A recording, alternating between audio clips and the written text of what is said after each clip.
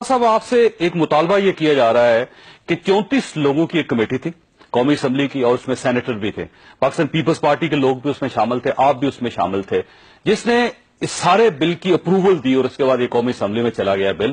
تو ان کا خیال یہ ہے کہ اس میں صرف زاہد حامد صاحب ذمہ دار نہیں ہے، 34 کے 34 لوگ اعتزاز احسن سمیت ذمہ دار ہے اور ان سب کا احتساب ہونا چاہیے.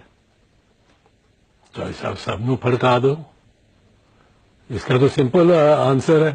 34 لوگوں کو فارغ کرو، 34 فارغ کرو، ان کو فارغ مطلب ہے استعفیٰ لے لیں.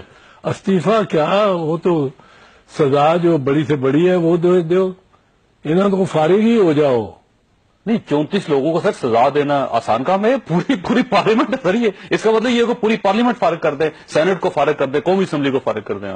جس نے منظوری دی ہے اس کو فارغ کریں. پھر یہ تو یہ حکومت کی بڑی مشکل ہے. اس حکومت کی یہ اپنے فرائض سے، اپنے اختیارات سے دستبردار ہی ہوتی جا رہی ہے، دستبردار ہوتی جا رہی ہے، پیچھے ہی ہٹتی جا رہی ہے.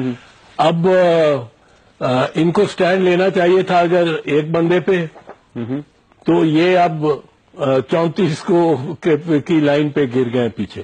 سر یہ دیکھیے 34 لوگوں کی یہ فہرست ہے نا سر میرے پاس، اس میں دیکھیے پاکستان پیپلز پارٹی کے ساتھ دیکھیے. میں تو کہہ رہا ہوں 34 کو بغیر کسی امتیاز کے پھڑکا دو. پھڑکا دو کیا مطلب سر؟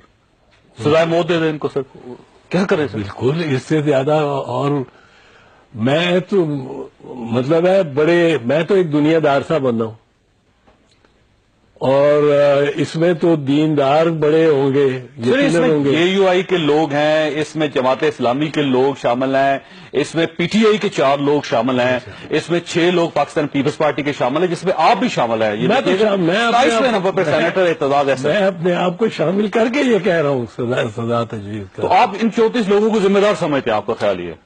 میں تو نہیں سمجھتا، ٹھیک ہے، پر اگر حکومت ذمہ دار سمجھتی ہے، میں تو نہیں سمجھتا ذمہ دار، تو میں حکومت کو ایک آسان طریقہ بتا رہا ہوں.